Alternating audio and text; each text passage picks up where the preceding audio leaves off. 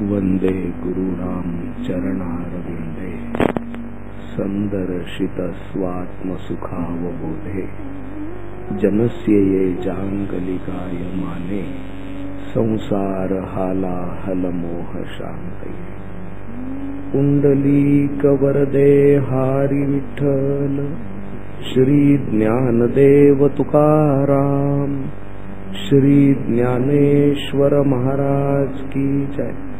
परमहंस सद्गुरु स्वामी स्वरूपानंद महाराज की जय। परमहंस सद्गुरु स्वामी माधवनाथ महाराज की जय।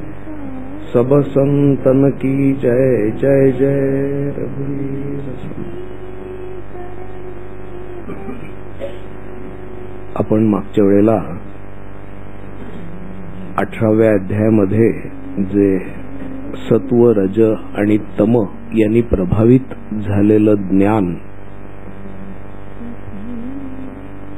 त्या ज्ञानाप्रमाणे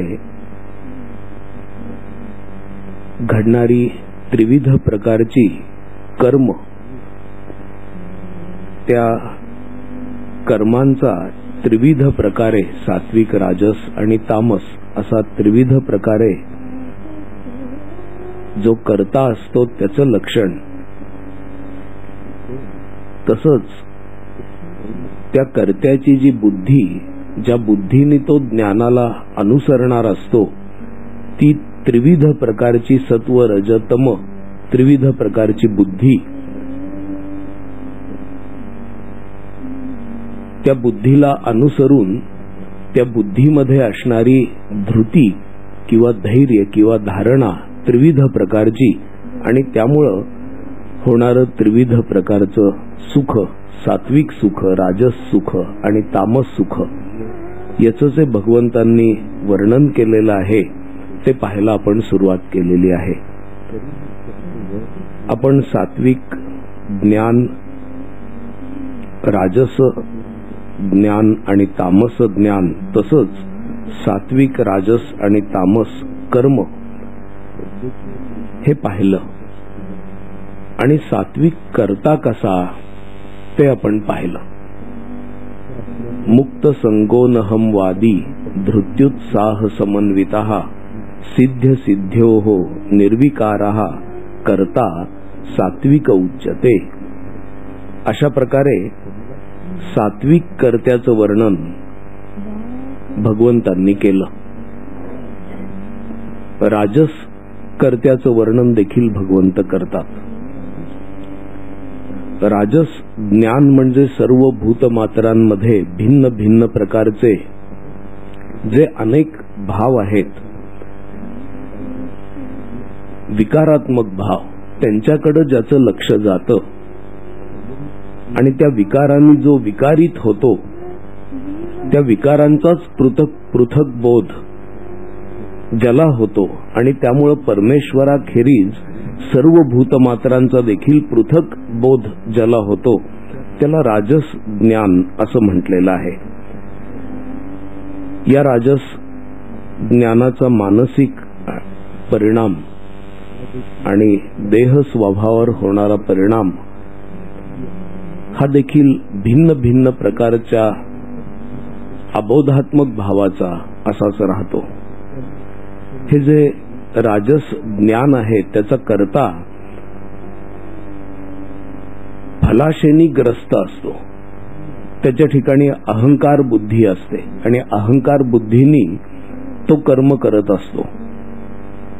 तसंच त्यांनी केलेलं कर्म पुष्कळ आयासानी, खटाटोपीनी केलेलं असं राहतं. फलाशे करता आणि अहंकाराच्या पूर्ती करता तो कित्येक कर्म हातात घेतो.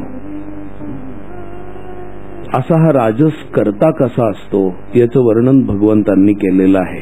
भगवंत म्हणतात की रागी कर्मफल प्रेप्सुहु लोभी हिंसात्मकोशुचिहि हर्ष शोकान्वितः करता राजसः परिकीर्तितः. राजस कर्त्याच्या संकल्पाचं स्वरूप विषय हे असतं विषय प्राप्ती हे असतं. भगवंत म्हणतात की तो रागी असतो, म्हणजे फलाच्या ठिकाणी आसक्त असतो. तसंच कर्मफल प्रेप्सुहू, तो फलकामुक असतो. फळ मिळवणं हे त्याचं मुख्यतः ध्येय असतं. जसं सात्विक करता हा निस्संग आणि निरहंकार असा असतो. देह कर्म फल कर्मफल स्वजन यांच्या संबंधी तो निस्संग असतो. तर राजस करता हा फलकामुक असतो. त्याच्या कर्माचं स्वरूप लोभी, अशुची, हिंसक असं भगवंतांनी वर्णन केलेलं आहे. लोभी, हिंसात्मकोशुचीही. त्याच्या ठिकाणी लोभ असतो. जेवढं मिळालेलं असतं तेवढं त्याला कमीच वाटत असतं आणि कितीतरी मिळवावं अशी त्याची भावना असते. हा जो लोभ असतो तो लोभ विषयाच्या संबंधी असतो, पैशाच्या संबंधी असतो, स्वजनांच्या संबंधी असतो, मानाच्या संबंधी असतो, सत्तेच्या संबंधी असतो. या लोभाने त्याला महत्वाकांक्षी बनवलेलं असतं. परमार्थी मनुष्य किंवा सात्विक करता हा महत्वाकांक्षेपासून दूर असतो. तर राजस करता नेहमी महत्वाकांक्षी असतो. तसंच कर्माचा जो विलक्षण वेग त्याच्या ठिकाणी निर्माण झालेला असतो आणि खूप कर्म हातात घेण्याची जी प्रवृत्ती असते त्यामुळे शुची आणि अशुची असा विवेक नाहीसा झालेला असतो. याच्याऐवजी विशिष्ट फळांकरता विषयांकरताच कर्म करायचं, त्याच्यातली शौच ही भूमिका त्याच्या ठिकाणून गेलेली असते. तसंच तो हिंसक असतो. म्हणजे हिंसात्मक साधन देखील कदाचित तो वापरू शकतो.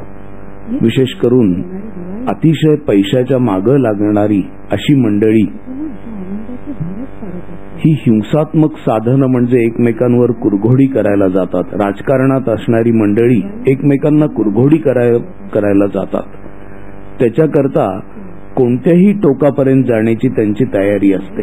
त्यांच्यातले जे डाव आणि प्रतिडाव त्यांच्या मनामध्ये निर्माण होतात, त्यांच्या इच्छेकरता म्हणून, इच्छा प्राप्ती करता म्हणून, याच्याकरता समोरच्याचं कोणत्याही पातळीवर नुकसान झालं तरी त्यांना त्याच्याबद्दल काहीही वाटत नाही.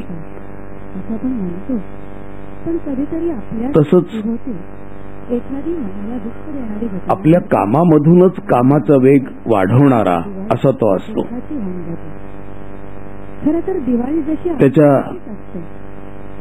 त्याची जी वृत्ती असते, राजस कर्त्याची जी वृत्ती असते, त्याचं वर्णन त्यांनी हर्ष शोकान्विता करता असं म्हटलेलं आहे. तो हर्ष आणि शोक यांनी युक्त असतो.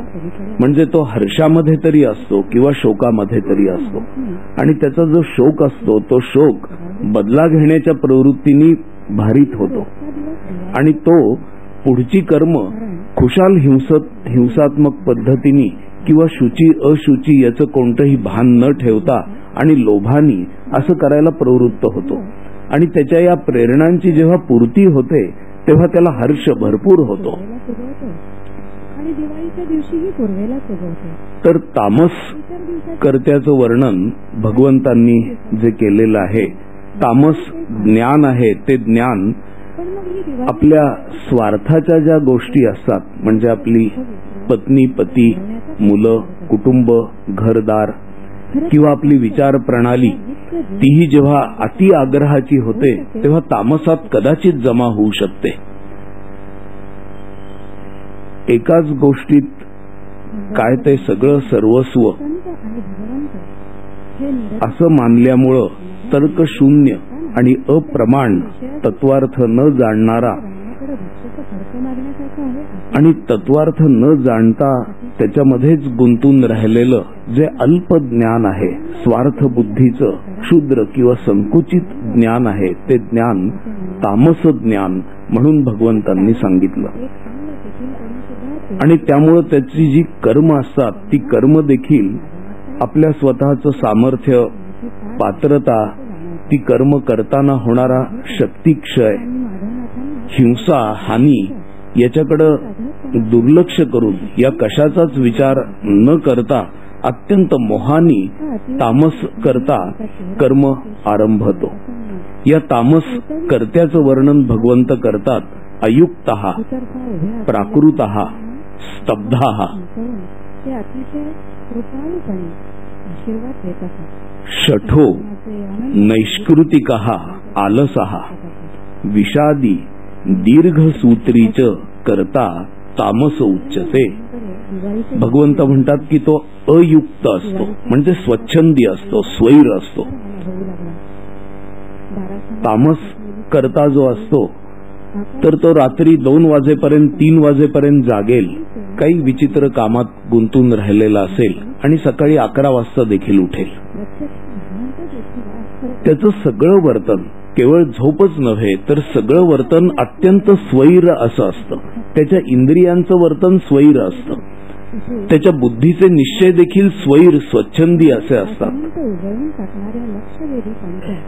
प्राकृतः म्हणजे ज्याला कोणतीही व्यवस्थिती नाही असा अव्यवस्थित, अडाणी असा करता, कर्माचं कोणतंही ज्ञान विशेष करून त्याच्या ठिकाणी नसतं. अत्यंत प्राकृत पद्धतीने म्हणजे अडाणी पद्धतीने तो कर्माला प्रवृत्त होतो. तसंच स्तब्धः असं वर्णन गीतेने केलेलं आहे. स्तब्धः म्हणजे एक प्रकारचा मूढ, कर्माचं मुळीच ज्ञान नसल्यामुळं तरीही मोठ्या वेगाने कर्म प्रवृत्तीला प्राप्त झालेला असल्यामुळं, स्वैर कर्म करत असल्यामुळं एक प्रकारे तो गर्विष्ठ झालेला असतो. म्हणून तामस कर्त्याच्या संकल्पाचं, कर्माच्या संकल्पाचं स्वरूप अयुक्तः, प्राकृतः, स्तब्धः, स्वच्छंदी, अडाणी किंवा अज्ञानी आणि गर्विष्ठ असं भगवंतांनी केलेलं आहे. त्याच्या कर्माचं स्वरूप शठो, तो शठ असतो, म्हणजे आत्मवंचक असा असतो. आपल्या स्वतःवर त्याचं विलक्षण प्रेम असतं आणि आपल्या स्वतःला विरोध त्याला मुळीच खपत नाही. कोणत्याही परिस्थितीमध्ये आपलं सगळं शाबूत राहावं अशा प्रकारची उपाययोजना तो सतत करताना दिसतो. त्याच्यावर होणारा थोडाही आघात तो सहन करत नाही. शठः, नैष्कृतिकः, तो बुडव्या असतो, ठक असतो असं भगवंत वर्णन करतात.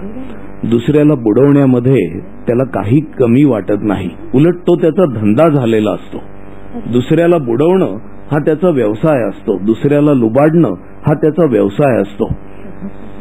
तसंच नैष्कृतिकः याचा अजून एक अर्थ म्हणजे कर्म निशेष उखडून टाकणारा, जे काही शास्त्रोक्त कर्म आहे त्याच्याप्रमाणे मुळीच कर्म करण्यात रस न घेणारा असा तो असतो. आणि आलसः, सर्व प्रकारे स्वच्छंदी, अडाणी, गर्विष्ठ, फसवणारा, आत्मवंचक, बुडवणारा अशा प्रकारे कर्म केल्यानंतर अत्यंत आळस त्याच्यामध्ये शिरतो. त्याच्या कर्माचं स्वरूप कर्म करायचं आणि आळसामध्ये राहायचं या दोनच गोष्टींचं असतं.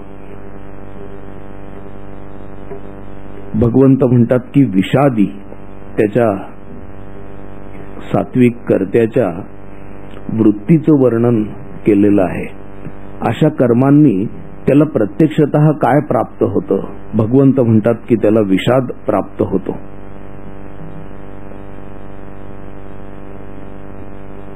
त्याची फलचिंता देखील तामसी प्रकारची अशीच असते. स्वतःच्या आत्यंतिक स्वार्थाची आणि त्याच्याकरता म्हणून कोणत्याही थराला जाण्याची अशी त्याची तयारी असल्यामुळं त्यांनी जी फळं म्हणून ठरवलेली असतात ती देखील घातक असतात. घातक मार्गाने मिळवणं, त्यामुळं त्याला कधीही शांती लाभत नाही. एकतर सतत फलचिंतेने तो ग्रासलेला असतो आणि ती फलचिंता देखील लांबलचक असते.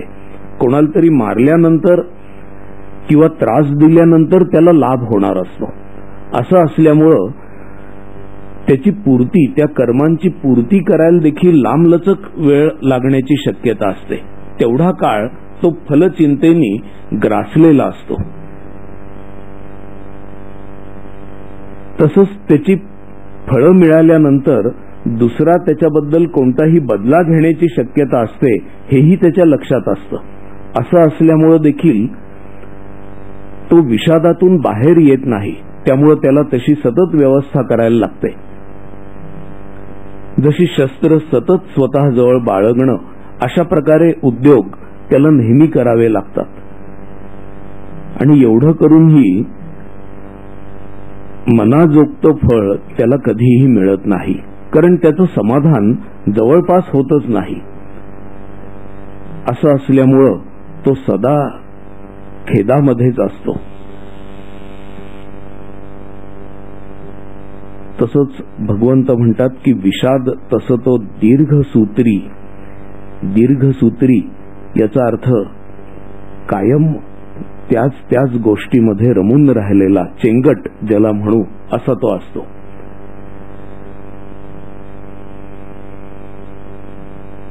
आळस ही त्याची प्रवृत्ती असल्यामुळं कित्येक कर्मांमध्ये तो चेंगटपणाने हळूहळू कर्म करण्याच्या प्रवृत्तीचा असतो. कर्म टाळून झोपणं हेही त्याला आवडणारं असतं. त्यामुळं विनोबा वर्णन करतात की घटकेच्या ठिकाणी महिना लावणारा असा तो असतो दीर्घसूत्री. सात्विक दीर्घसूत्री म्हणजे सतत कर्म करणारा. त्या अर्थाने तो सतत दीर्घसूत्री नसतो, तर थोड्या गोष्टींसाठी कितीतरी काळ त्याला लागेल अशा प्रकारे तो कर्म करतो. तसंच लांबलचक फळाची चिंता करणारा असा तो राहतो. त्याही अर्थाने तो दीर्घसूत्री राहतो. अशा रीतीने भगवंतांनी त्रिविध प्रकारचा कर्ता कसा असतो याचं वर्णन करून सांगितलं. आपण पाहिलं की कर्त्याच्या ज्ञानाचा कर्मावर परिणाम होतो. म्हणून ज्ञान, कर्म आणि कर्ता म्हणजे प्रत्यक्षतः जेव्हा तो कर्म प्रवृत्तीमध्ये असतो तेव्हा अशा सात्विक ज्ञानाचा कर्मावर आणि एकूण कर्त्याच्या प्रवृत्तीवर कसा परिणाम होतो याचं भगवंतांनी वर्णन केलं.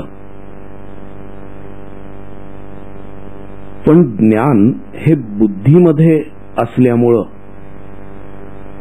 ज्ञानाला देखील कुठेतरी थारा आहे. ज्ञान हे कुठं आपसूक निर्माण होत नाही, ते कुठेतरी स्थिर राहतं.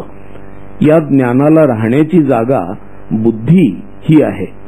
असं असल्यामुळं सात्विक ज्ञान, राजस ज्ञान आणि तामस ज्ञान असं वर्णन केल्यानंतर ते ज्ञान जिथं विश्रांतीला येतं ती बुद्धी देखील सात्विक, राजस आणि तामस अशी असली पाहिजे.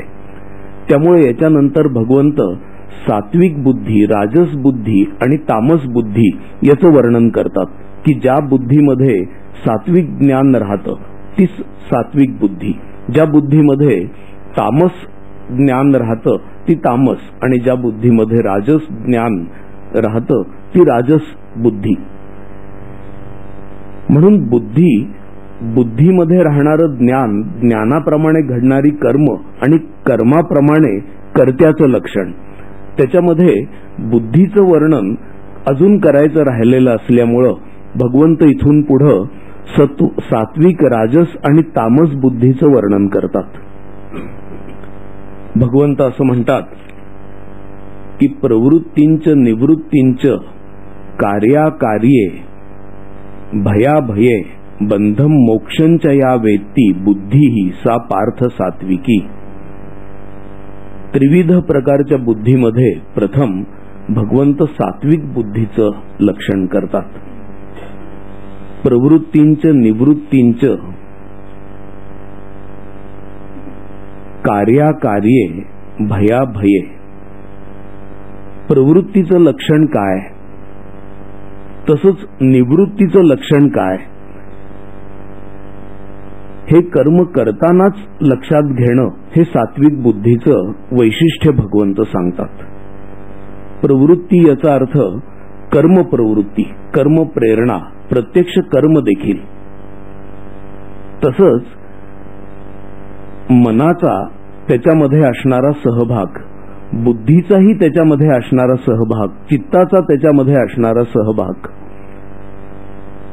सर्व इंद्रियांचा प्रवृत्तीमध्ये म्हणजे कर्मामध्ये असणारा सहभाग हे कुठेतरी बुद्धीत नोंदलं गेलेलं असतं. त्याप्रमाणे सात्विक बुद्धी ठरते. म्हणून प्रवृत्तीचं लक्षण काय याचा विचार सात्विक बुद्धीमध्ये होतो आणि निवृत्तीचा विचार काय, निवृत्तीचं लक्षण काय याचाही निर्णय सात्विक बुद्धी करते. कर्म करताना अथवा कर्म मुळीच न करताना दोन्ही वेळेला अहंता, ममता, फलभोक्ता अशा वृत्तींचा त्याग करणं, हे निवृत्तीचं लक्षण जे सांगितलेलं आहे.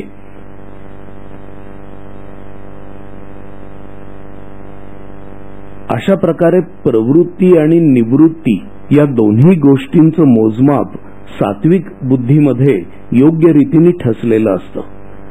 सात्विक बुद्धी कर्म करायला जेव्हा प्रवृत्त होईल तेव्हा कोणती कर्म करायची, नियत कर्म करायची. कर्म प्रेरणा काय, कर्तव्यात्मक किंवा सेवेच्या अशा कर्म प्रेरणा असल्या पाहिजेत. तसंच त्याच्यामध्ये इंद्रियांचा सहभाग काय आणि किती, तर इंद्रिय लिप्त होणार नाहीत अशा बेतानी इंद्रियांचा सहभाग असला पाहिजे. मन अडकणार नाही, आसक्त होणार नाही अशा पद्धतीने मनाचा सहभाग असला पाहिजे, असं सात्विक बुद्धी ठरवते. तसंच निवृत्तीमध्ये देखील निवृत्तीची देखील एक काही कर्म आहेत. आपल्याला आश्चर्य वाटेल, निवृत्ती म्हणजे कोणतीच कर्म न करणं, पण निवृत्ती सांभाळण्यासाठी देखील काही कर्म करावी लागतात. जसं नामस्मरण आहे, ध्यान आहे, पूजा आहे. या गोष्टी कर्म प्रवृत्ती जी भौतिक आहे त्याच्यातून मागे येऊन आत्मप्रवृत्तीकडे जाणं, निवृत्ती म्हणजे आत्मप्रवृत्ती आहे. त्याच्याकरता देखील काही कर्म करावी लागतात. अशा प्रकारची कर्म करत असताना, साधनादिक कर्म करत असताना कुठेही अहंतेचा स्पर्श होऊ नये, फलाशेचा स्पर्श होऊ नये अशी काळजी सात्विक कर्त्याच्या बुद्धीमध्ये सात्विक अशी बुद्धी घेत असते. फलत्यागाची जी कात्री आहे ती कात्री साधनेच्या कर्मांना देखील लावावी हे त्याला कळतं. जो फळाकरता साधना करतो तो सात्विक साधक राहू शकत नाही, कारण कर्म केल्यावर कर्माचं फळ हे आपोआप मिळणार आहे. कर्मालाच फळ चिकटलेलं असल्यामुळं फळाकरता म्हणून साधना जो करत नाही, जे फळाच्याच केवळ हेतूनी, त्याचा आधी संकल्प तसा असेल पण नंतर कर्म करत असताना सतत फळाचं चिंतन करत नाही. जसं ध्यान करत असताना आता कधी अमन अवस्था प्राप्त होतीये, अमन अवस्था कधीच प्राप्त होणार नाही, कारण अमन अवस्थेचा विचारच मन करत असतं. असं असल्यामुळं कोणत्या ना कोणत्या एका स्थितीमध्ये निवृत्तीपर कर्म करत असताना देखील फलाशेचा विचार सोडायला लागतो. जसा कर्ता आणि कर्म देखील फलाशेचा विचार सोडून कर्म करावं लागतं, तसंच साधनेची कर्माला देखील तो न्याय लागू आहे. म्हणून त्रिविध बुद्धीमध्ये निवृत्तीची कर्म आचरत असताना किंवा कधी कधी निवृत्त सर्व कर्मांपासून असलेला खरंच काहीच करत नाही असे काही संत असतात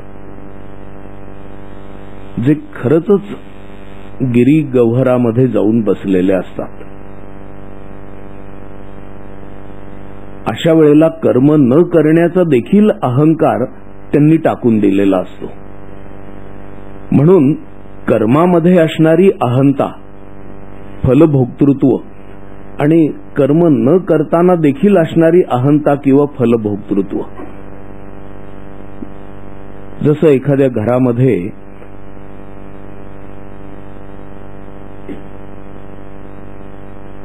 एखाद्या भगिनी मी काही कर्म करणार नाही असं जर म्हणाल्या तर ते रागाचं लक्षण, संतापाचं लक्षण समजलं जाईल. मी काही करणार नाही, आता काय करायचं ते तुम्ही बघा, म्हणजे माझ्या वाचून कसं अडतं ते तुम्ही बघा, असा त्याच्यामध्ये भाव असतो. अहंता आणि फलभोक्तृत्व या ज्या गोष्टी आहेत या निवृत्तीमध्ये जेव्हा सांगितलेल्या आहेत तेव्हा ती सात्विक बुद्धी असली पाहिजे हेही याच्यावरून स्पष्ट होतं. तसंच भगवंत असं म्हणतात की ममता देखील कधी कधी निवृत्तीपर कर्मामध्ये स्पर्श करू शकते. या ममतेचा देखील त्याग करणं, ही ममता बाह्य ममता जरी टाकून दिलेली असली तरी देखील संप्रदाय, आपली साधना, अशा कोणत्या कोणत्या गोष्टींबद्दल अत्यंतिक ममता असते. किंवा धर्माच्या ममतेने तर सगळ्या जगाला पछाडलेलं आहे. त्यामुळं धार्मिक लोक जितके अधार्मिक आहेत तितके अधार्मिक लोक धर्माचं वर्तन करताना दिसतील. जर ममतेने पछाडलं धार्मिक लोकांना तर ते काहीही करू शकतात. अशा तऱ्हेने प्रवृत्तींच निवृत्तींच कार्याकार्ये भयाभये, कार्य काय आणि अकार्य काय याचा निर्णय देखील ज्या बुद्धीमध्ये होतो. कार्य म्हणजे करणीय गोष्ट, कितीही कठीण वाटली तरी स्वधर्माचं कर्म हे करणीयच आहे. आणि अकार्य ही आत्म्याची स्थिती आहे. देहाच्या स्थितीमध्ये देह काही ना काहीतरी कर्म करतच राहणार. देह असताना कर्म न करण्याचा आग्रह हा नेहमी वृथा राहतो. त्यामुळे अकार्य ही नेहमी आत्म्याची स्थिती आहे. कर्म न करण्याचा आग्रह उपयोगी पडत नाही. प्रवृत्तींच निवृत्तींच कार्याकार्ये भयाभये, अयोग्य कर्मामध्ये भय निर्माण होतं. तसंच ममतेनी केलेल्या कर्मामध्ये भय निर्माण होतं. फलाशेनी केलेल्या कर्मामध्ये भय निर्माण होतं. कारण फळ मिळालं नाही किंवा मिळणार नाही अशी शंका देखील भय उत्पन्न करते. आणि अभय कशाचं लक्षण आहे? देहातीत होणं. कर्म करत असतानाच आपण केलं नाही अशा बोधावर येणं, याच्यामध्ये खऱ्या अर्थाने अभय आहे. अभयाचं वर्णन करत असताना ज्ञानेश्वर महाराजांनी 16व्या अध्यायामध्ये कर्मा कर्माचिया मोहरा उठो नेदुनी अहंकारा संसाराचा दरारा सांडिला जेणे असं वर्णन केलेलं आहे. कर्मामध्ये जी अहंता आहे आणि अकर्मामध्ये देखील जी अहंता आहे ती बाजूला सारून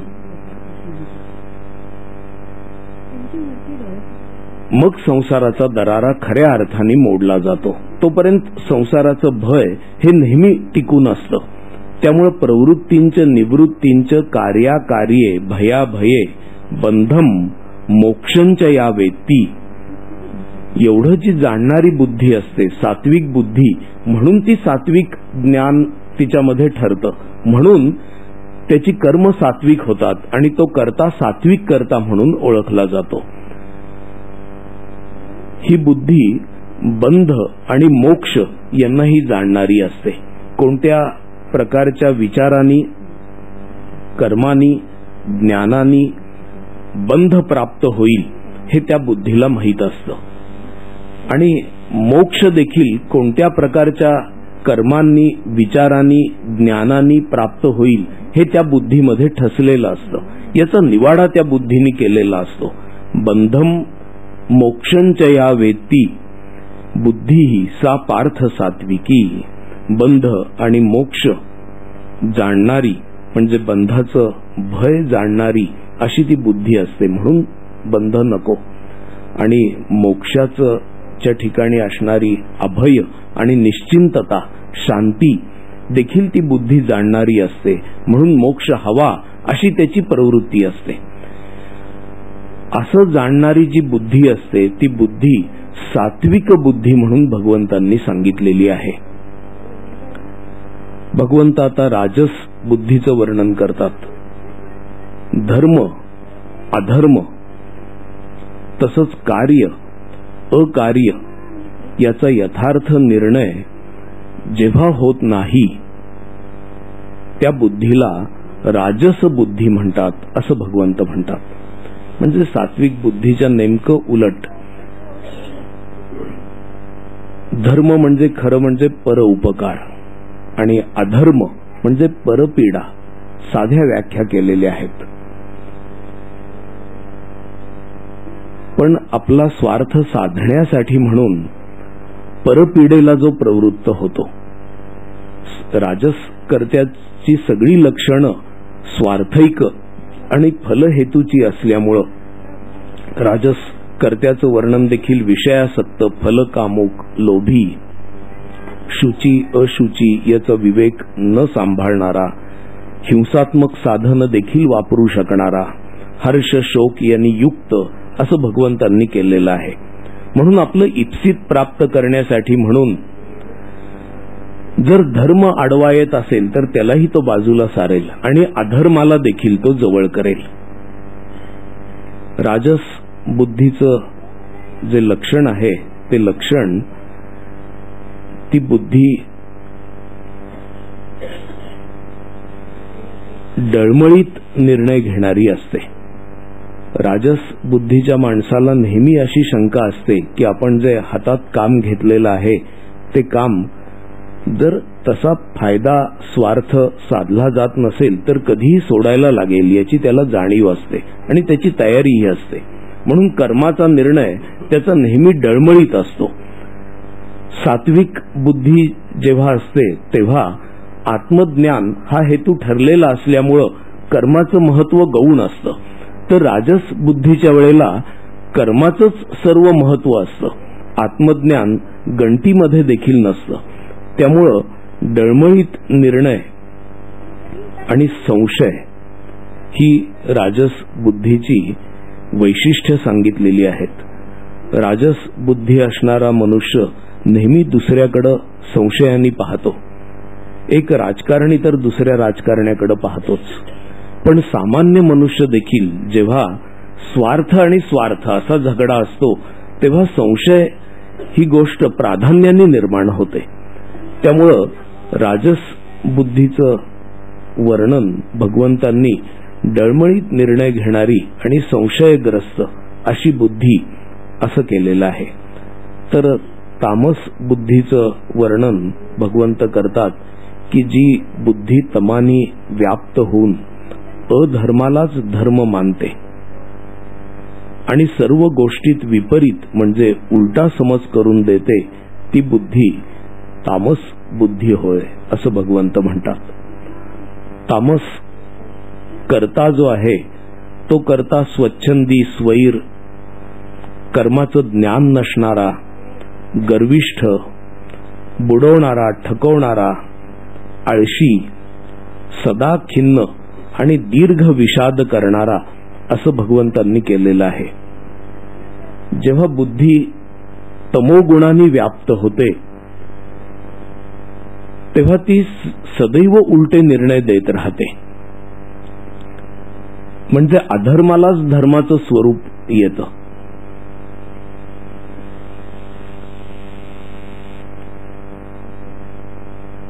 अधर्माला धर्म मानणं यांनी सज्जनांची, समाजाची फार मोठी हानी तामसी मनुष्य करतो. नीती व्यवस्थेची देखील हानी तामसी मनुष्य करतो. तसंच तामसी मनुष्य अधर्माला धर्माचं स्वरूप देत असल्यामुळं खून, मारामाऱ्या, भांडणं, उपद्व्याप करणं याच्यामध्येच सतत रमून राहतो. त्याला तेच धर्म्य वाटायला लागतं. सर्व गोष्टीमध्ये विपरीत म्हणजे उलटा समज करून देणारी अशी बुद्धी त्याला प्राप्त झालेली असते. कोणतीही गोष्ट त्याला सरळ न दिसता उलटे अर्थ काढून भांडणं करणं हेच त्याचं जणू काम होऊन बसलेलं असतं. अशा रीतीने त्रिविध प्रकारची बुद्धी, सात्विक, राजस आणि तामस याचं भगवंत वर्णन करतात. त्याच्यानंतर त्रिविध प्रकारची धृती भगवंतांनी सांगितलेली आहे. ही त्रिविध प्रकारची धृती, मग त्रिविध प्रकारचं सुख आपण पुढच्या वेळेला पाहणार आहोत. हे सर्व निरूपण आपल्या जीवनाशी कुठेतरी संबंधित आहे असं आपल्याला वाटतं. आपल्या डोळ्यासमोर ही वर्णनं चालू असताना आपल्या खेरीज देखील अनेक कोणी माणसं येण्याची कदाचित शक्यता असेल, पण तसं कृपा करून तुम्ही करू नका. दुसऱ्या कोणालाही आठवण्याकरता म्हणून भगवंतांनी हे सांगितलेलं नाही. आपली जी कर्म आहेत, आपल्या कर्मांचं मोजमाप कशा प्रकारे असायला हवं हे आपल्याला स्पष्ट होण्यासाठी म्हणून भगवंतांनी सांगितलेलं आहे. कुठेही न्यायाधीशाच्या भूमिकेतून कोणाला राजस, कोणाला तामस असं ठरवण्याकरता म्हणून भगवंतांनी हे सांगितलेलं नाही.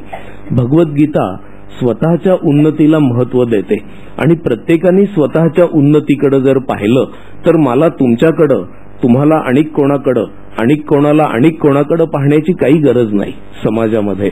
म्हणून ही एक मोजपट्टी म्हणून भगवंतांनी आपल्याला सांगितलेलं आहे आणि ते आपल्याकरता म्हणून जणू आपल्या कानात सांगितलेला उपदेश या पद्धतीने आपण याच्याकडे पाहावं.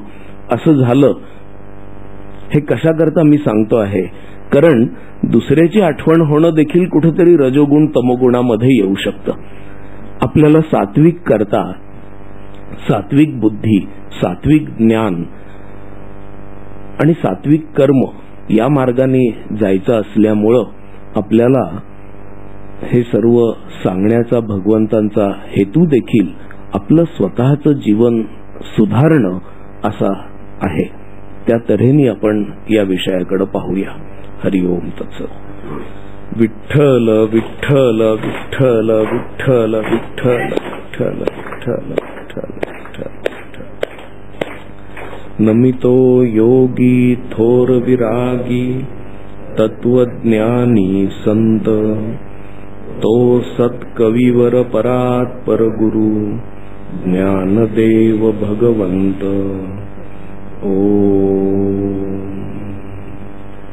ओम ईशावास्यम इदं सर्वं यत्किंच जगत्याञ्जगत् तेन त्यक्तेन भुञ्जीथाः मा गृधः कस्य स्विद्धनम्. ओम शांति शांति शांति.